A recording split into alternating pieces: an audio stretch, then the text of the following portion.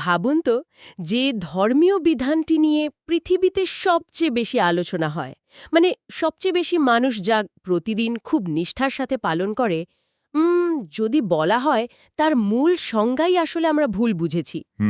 এটা বেশ বড় একটা দাবি। একদমই। মানে যদি দাবি করা হয় যে গত হাজার বছর ধরে আমরা যাকে মূলত একটি সুনির্দিষ্ট শারীরিক প্রার্থনা ভেবে এসেছি, মূল গ্রন্থে তার অর্থ ছিল সম্পূর্ণ ভিন্ন কিছু। আজকের এই গভীর অনুসন্ধানে বা ডিপ ডাইভে ঠিক এমনই একটি বিষয় নিয়ে আমরা কাটাছেড়া করব। রাইট।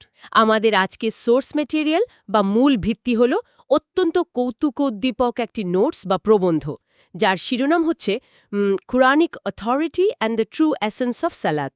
এই লেখাটি মূলত বহুল প্রচলিত একটি ধর্মীয় ধারণাকে সম্পূর্ণ ভিন্ন একটি বুদ্ধিবৃত্তিক দৃষ্টিকোণ থেকে বিশ্লেষণ করেছে। হ্যাঁ, আর এটা এমন একটা দাবি যা প্রথম শুনলে যে কারো মনে একটা বড় ধরনের ধাক্কা লাগতে পারে, কারণ আমরা এমন কিছু বিষয়ের কথা বলছি যা মানুষের অস্থিমজ্জায় মিশে আছে। একদম তাই। তবে আলোচনার শুরুতেই একটা বিষয়ে একেবারে স্পষ্ট করে নেওয়া দরকার বলে আমি মনে করি।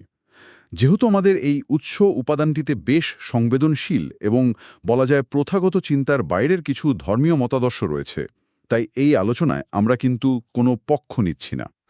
এটা খুব জরুরি একটা পয়েন্ট। হ্যাঁ, এখানে মূল প্রবন্ধের ধারণাগুলো আমরা সম্পূর্ণ নিরপেক্ষভাবে বিশ্লেষণ করে যারা শুনছেন তাদের জন্য তুলে ধরছি। এটি কোনোভাবেই আমাদের ব্যক্তিগত মতামত বা কোনো নির্দিষ্ট মতবাদের প্রতি সমর্থন নয়। একদমই না। আমাদের মিশন খুব পরিষ্কার। সালাত বা নামাজের প্রকৃত অর্থ কী এবং এর নিয়মকানুনগুলোর মূল উৎস কোথায়, সে বিষয়ে প্রবন্ধটি যে নিজস্ব যুক্তিগুলো তুলে ধরেছে, আমরা শুধু তার গভীরে গিয়ে সেই লজিক বা বুদ্ধিবৃত্তিক কাঠামোটা বোঝার চেষ্টা করব। ঠিক।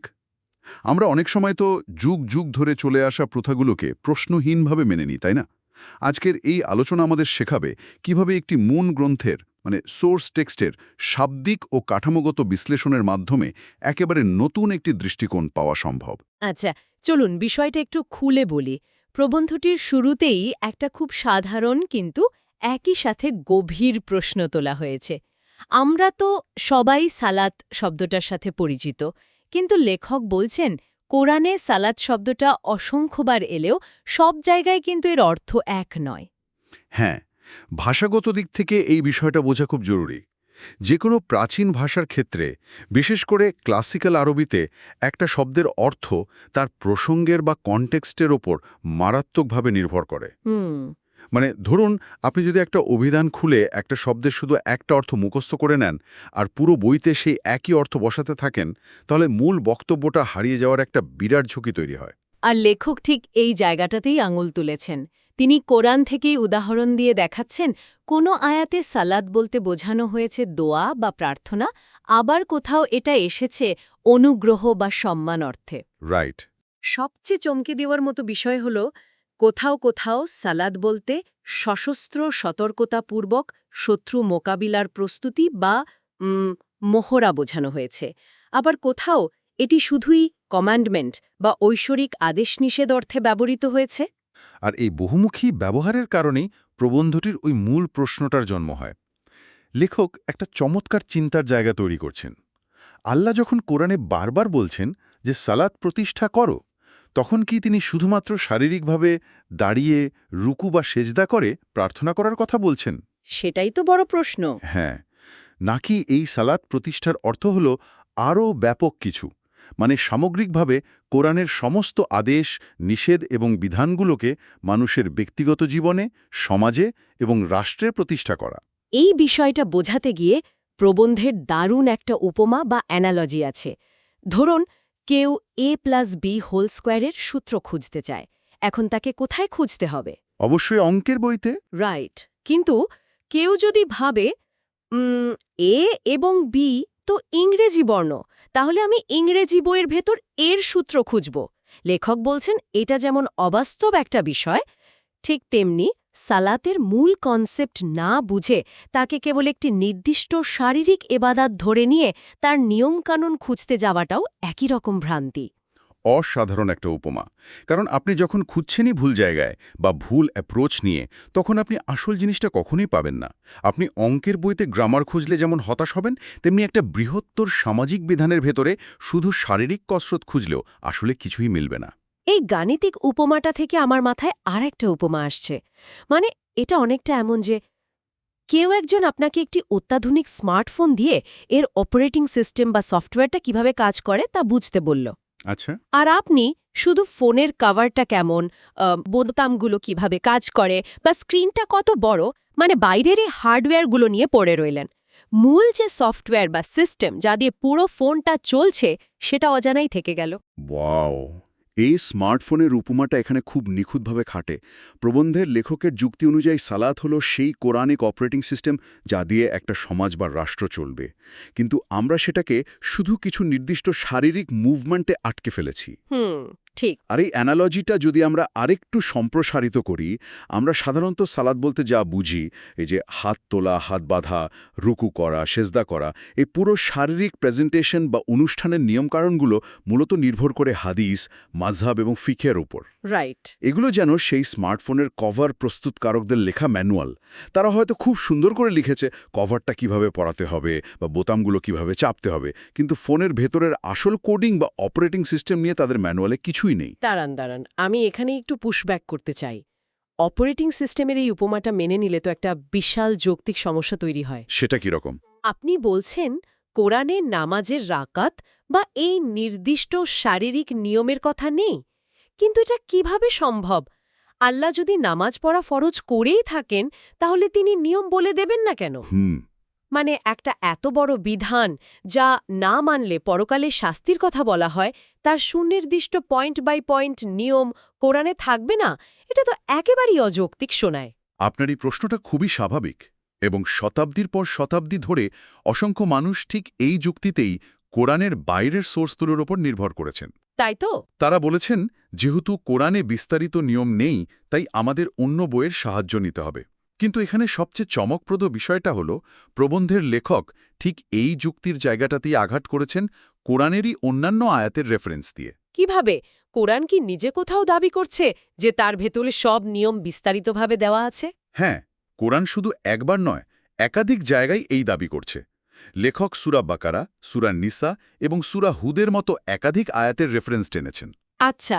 যেমন সূরা বাকারা আয়াত ২৪-এ বলা হয়েছে, আল্লাহ তার হুকুম বিধান স্পষ্টভাবে বর্ণনা করেন যাতে তোমরা বুঝতে পারো।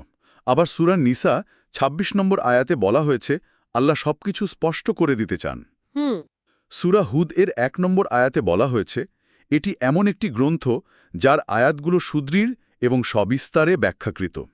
অর্থাৎ কোরআন নিজেই বারবার দাবি করছে যে তার ভেতরে সমস্ত বিধান স্পষ্ট এবং বিস্তারিতভাবে দেওয়া আছে। আচ্ছা, কিন্তু যদি কোরআনে বিস্তারিত নিয়ম দেওয়াই থাকে, তাহলে ৫ ওয়াক্তের কথা বা আগে দাঁড়াতে হবে নাকি বসতে হবে, এর কোনো সুনির্দিষ্ট উল্লেখ কেন নেই? এটাই তো মূল বিতর্ক।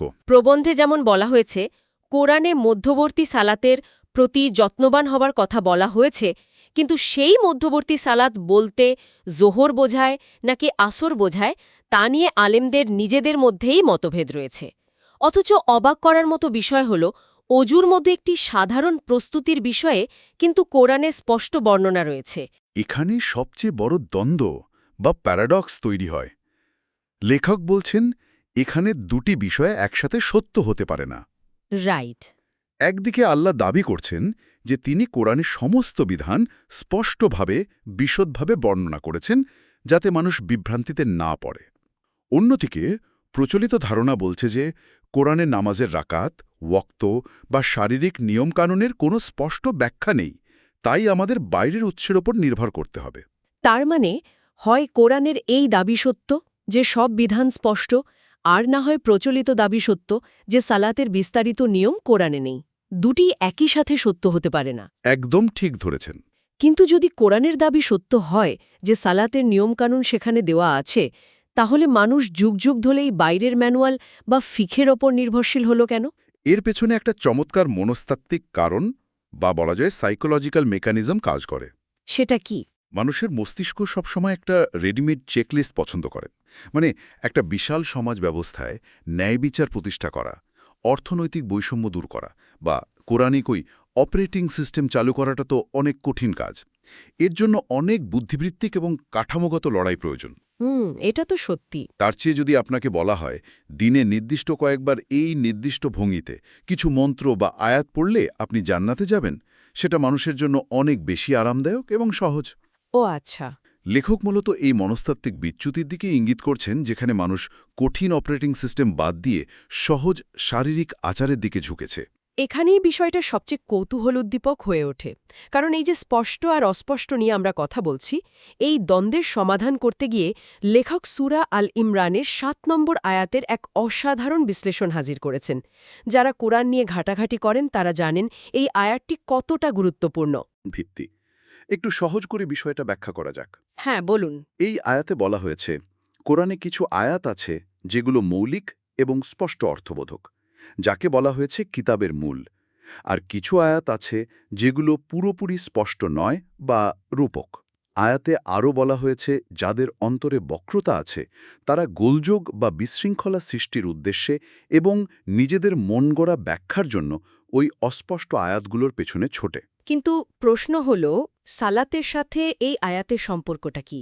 মানে লেখক এই আয়াতটিকে সালাতের নিয়ম খোঁজার সাথে কিভাবে মেলাচ্ছেন? সম্পর্কটা লুকিয়ে আছে আমাদের সংজ্ঞায়নের মেকানিজমে। আচ্ছা। লেখক বলছেন, আল্লাহ যখন আকিমুস সালাত বা সালাত কায়েম করার কথা বলেছেন, তখন আল্লাহ যা বোঝাতে চেয়েছেন তা তিনি কোরআনেই অন্যান্য আয়াতের মাধ্যমে স্পষ্ট করে দিয়েছেন, অর্থাৎ ওই কোরআনিক সিস্টেম বা আইন প্রতিষ্ঠা করা। কিন্তু আমরা যদি আল্লাহর সেই স্পষ্ট বৃহত্তর অর্থ বাদ দিয়ে সালাত বলতে শুধু কিছু শারীরিক কসরতকে বুঝি এবং এরপর কোরআনে খুঁজতে যাই যে আগে রুকু করব না আগে সেজদা করব, তখন আমরা দেখলাম কোরআনে সেটা নেই। আর ঠিক তখন আমরা দাবি করলাম যে কোরআনে এর বিস্তারিত নিয়ম নেই, অর্থাৎ কোরআন এখানে অস্পষ্ট। ঠিক ধরেছেন। লেখকের মতে আমরা তখন একটি স্পষ্ট বিধানকে নিজেদের মন গড়া অর্থে অনুবাদ করে অস্পষ্ট বানিয়ে ফেলছি। রাইট। এবং তারপর সেই কল্পিত অস্পষ্টতার ব্যাখ্যা খুঁজতে গিয়ে কোরআনের বাইরের সোর্সে হাত বাড়াচ্ছি, সমাজের নানা দলের, নানা মতের, নানা মাঝহাবের সৃষ্টি করছি।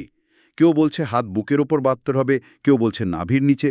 লেখক বলছেন কোরআনকে অসম্পূর্ণ দাবি করে বাইরের উৎসের উপর এই নির্ভরশীলতাই হল মূলত সেই সূরা আল ইমরানের আয়াতে বলা গোলযোগ সৃষ্টি করা। বাপরে, এটা তো বিশাল একটা লজিক।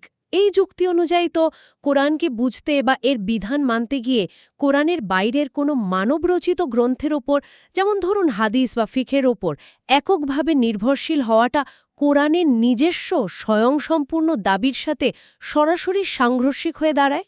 এটাই লেখকের মূল পয়েন্টগুলোর একটি। কোরআনকে অসম্পূর্ণ মনে করাটা কোরআনের মূল দর্শনের পরিপন্থী। তাহলে এসব কিছুর অর্থ কি দাঁড়াচ্ছে? প্রবন্ধের লেখক এই পুরো আলোচনাটাকে শুধু একটা ভাষাগত বা পদ্ধতিগত বিতর্কের জায়গায় থামিয়ে রাখেননি। তিনি প্রবন্ধের শেষাংশে এসে অত্যন্ত ভারী এবং বলতে গেলে প্রচলিত বিশ্বাসের জন্য বেশ বিপজ্জনক একটি উপসংহার টেনেছেন। তিনি সূরা ইউসুফের ১০৬ এবং ১০৭ নম্বর আয়াতের উল্লেখ করেছেন, যেখানে আল্লাহ বলছেন অধিকাংশ মানুষ বিশ্বাস করার পরও শিরক করে। শিরক শব্দটি শুনলে সাধারণত আমাদের মাথায় ওই মূর্তি পূজা বা আল্লাহর সাথে অন্য কোনো উপাস্যকে শরিক করার ছবি ভেসে ওঠে। হ্যাঁ, সেটাই তো স্বাভাবিক। কিন্তু যদি আমরা একে বৃহত্তর প্রেক্ষাপটের সাথে যুক্ত করি, তাহলে দেখব প্রবন্ধটি এখানে শিরক শব্দটিকে এক সম্পূর্ণ ভিন্ন এবং বুদ্ধিবৃত্তিক মাত্রায় সংজ্ঞায়িত করেছে।